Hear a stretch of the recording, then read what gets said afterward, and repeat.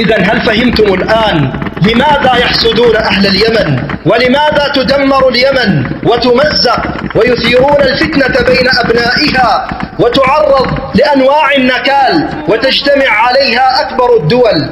لأن المهدي موطنه اليمن وجيوشه وأنصاره هم أهل اليمن، وإن كان هناك أيضا أنصار غيرهم، لكن الأغلب من أهل اليمن يريدون أن يطفئوا نور الله بأفواههم، ويأبى الله إلا أن يتم نوره ولو كره الكافرون، ويأبى الله إلا أن يكون التقدم لأهل اليمن في أول الإسلام وآخر الإسلام.